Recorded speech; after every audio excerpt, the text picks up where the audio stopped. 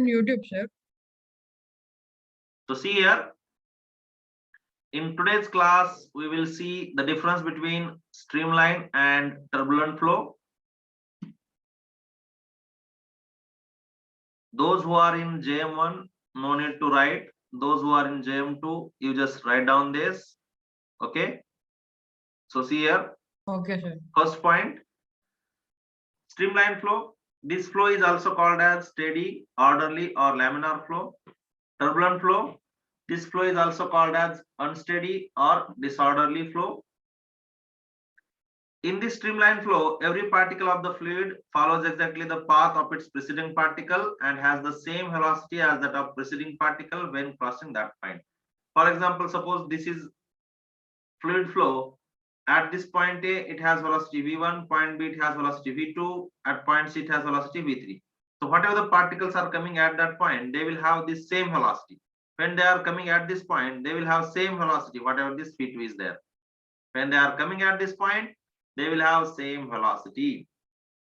In this opposite point of this, every particle of the fluid not follows exactly the same path as its preceding particle and has the different velocity compared with its preceding particle when crossing that point. For example, you see here, this is what the pipe which is in fluid which is inside the pipe or flowing through a pipe, and when we are inserting any obstacle, the flow will disturb like this.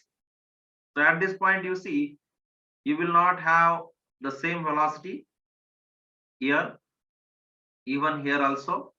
Yes, that's why we are calling it as a turbulent flow.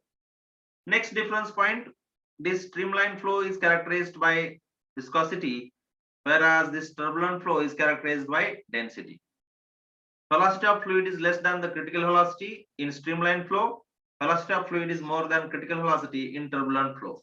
The example of this is liquid flowing through a pipe or tube, because at every point you will have means same velocity, every point in the sense particular cross section.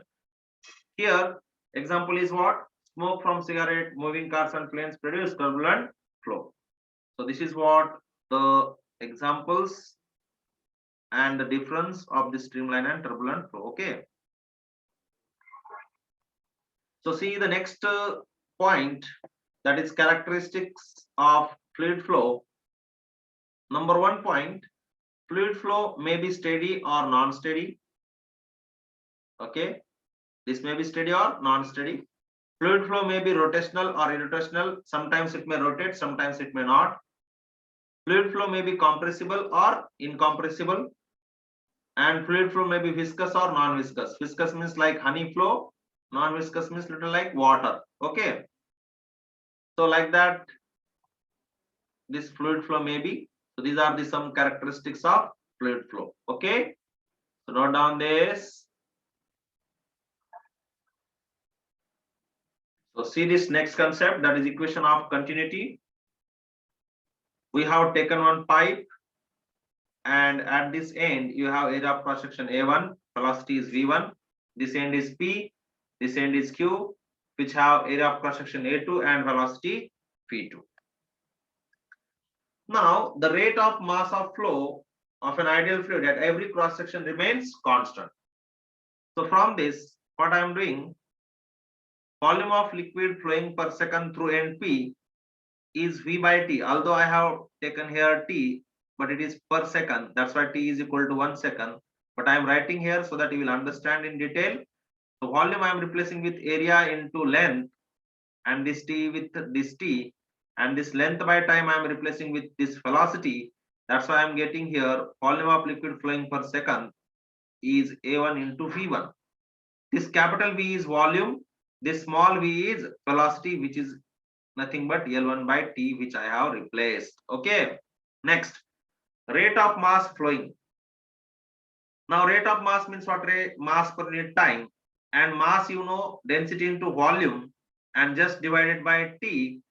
So this V by T already we have, this V by T already I got A1 into V1, just I am replacing that, and that is your equation number 2. Now similarly, volume of liquid flowing per second through end Q, this V by T is equal to A2 into L2 by T, same like this only, and this L2 by T I am replacing with this V2, and this is your equation number 3. Next now, the rate of mass flowing, again m by t. This is m, I am replacing with rho into v, and this is t. This volume I will replace with, again v by t, I will replace with this a2 v2, and I am getting rho into a2 into v2. Now, from equation 2 and 4, you have rho a1 v1 is equal to rho a2 v2, rho cancel. What you will get? A1 v1 which is equal to a2 v2, where this v1 and v2 are velocities. Keep it in mind. And this equation is called equation of continuity. Understood? So note down this. Okay.